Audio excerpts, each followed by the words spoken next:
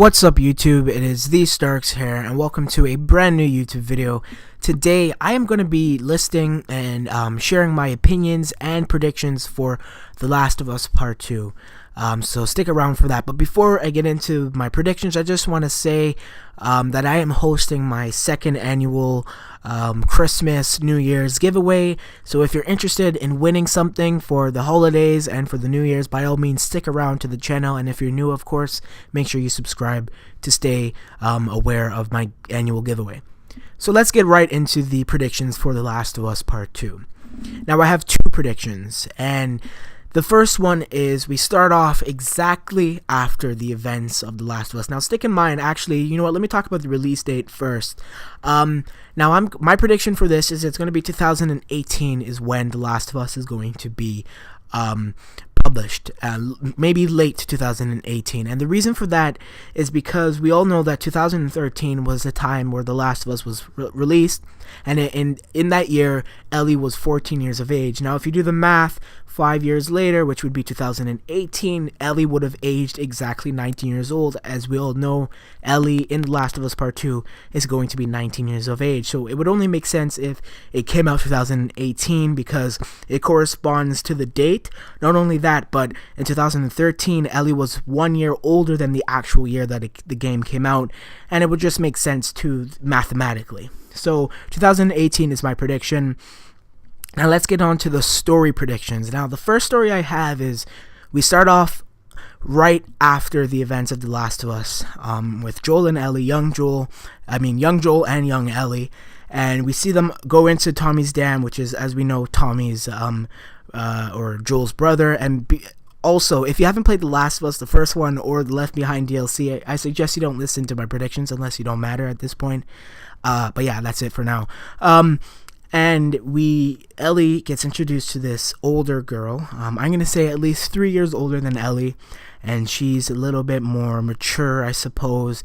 And this woman is a little bit more open about her sexuality. And now, the only reason why I'm talking about, love and orientations in this video, and hopefully it doesn't offend anyone, is because of the way Ellie looked.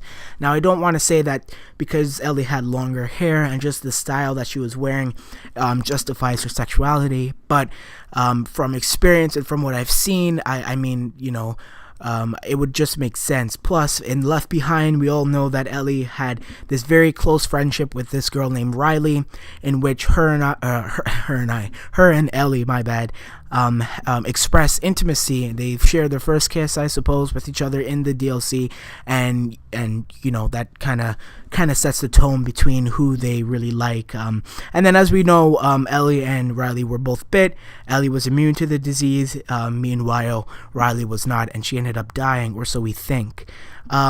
So I want to say that Ellie meets this new girl. They create a nice bond together, a nice friendship. They go hiking together, etc., etc. Keep in mind that this girl's a little bit more older and she's more fearless. Now, I want to say that after 5 years, it kind of shows like a time lapse between Ellie and this girl, who you know, whatever her name might be, and you know, they finally date each other. She makes Ellie a little bit more open about her sexuality and stuff, and you know, they start dating and whatnot, and they really love each other. And the one time Joel and her went out for a hike, they come back to fireflies, literally killing everyone, set the dam on fire and everything, and everyone dies, including Ellie's girlfriend. However, it's not that they just come back to the dam and then boom, everyone's dead. No, they try to fight back. They go to sea, whereas Tommy ends up dead. Joel's upset about that. Ellie runs to her girlfriend, see if she can save her. It's too late. She ends up getting killed, and then essentially it makes, Joel and Ellie have to settle elsewhere. Now, keep in mind that Joel knows the secret behind the fireflies and why they attacked the dam. They literally tracked Ellie and Joel for the past how many years now, and they finally found them due to the fact that Ellie is immune to the disease, and they need a cure for them. Now, in doing so, Ellie and Joel have to find settlement elsewhere.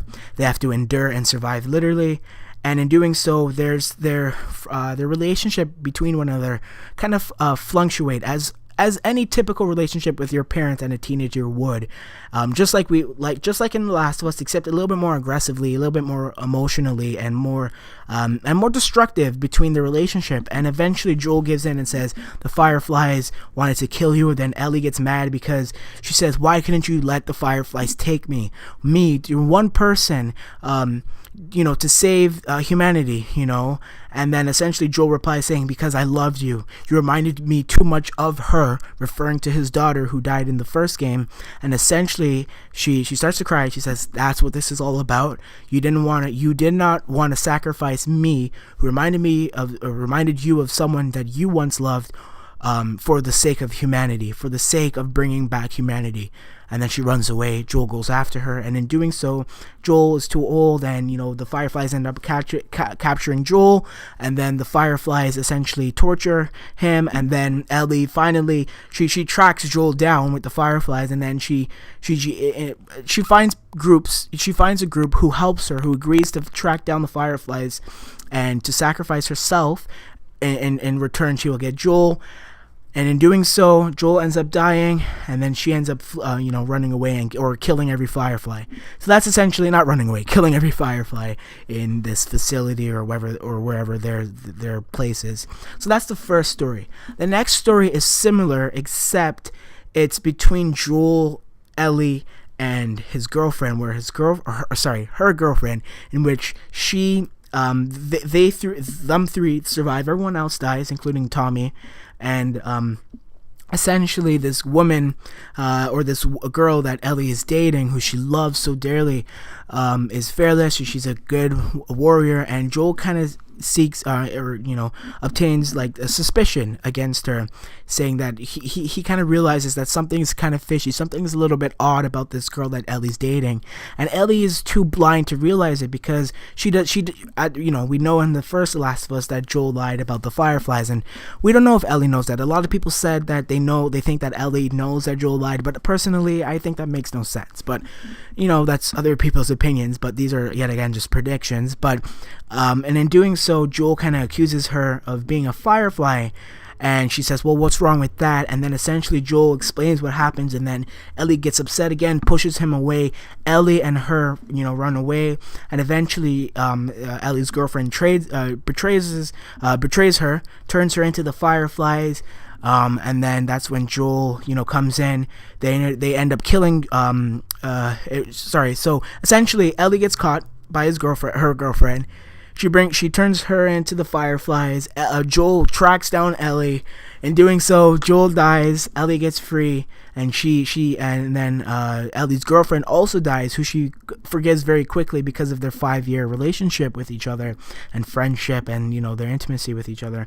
And essentially, what happens is they both die, and then Ellie seeks revenge on the Fireflies and whatnot. I also had another idea that Ellie's mom actually didn't die, and that was just a cover-up because Ellie's mom wanted to make sure that the establishment of the Fireflies didn't. So essentially, my idea was the fact that Ellie's mom wasn't dead. That's one, and the fact that she got Marlene to kind of lie to Ellie and tell her, hey, your mom's dead. Your mom died when you were born.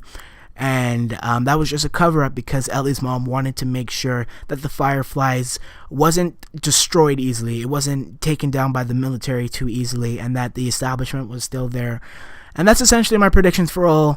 I hope it made sense. I hope it wasn't all over the place. But by all means, I'd love to hear your guys' opinions and predictions in the comment section below, whether that's just Joel dies or Ellie dies or whatever the case may be. Tell me in the comment section below. Yet again, 2018 is my prediction, and if you haven't already known, The Last of Us is about hatred, and essentially with hatred comes revenge, and revenge comes war comes death. With that all being said, I'll see you guys later. Stick around for my second annual giveaway, and by all means, with that all being said, I hope you guys enjoyed the video. Remember to like, subscribe if you're new to the channel, and comment below. Tell me what you guys' predictions are. Thank you for watching. Have a great day.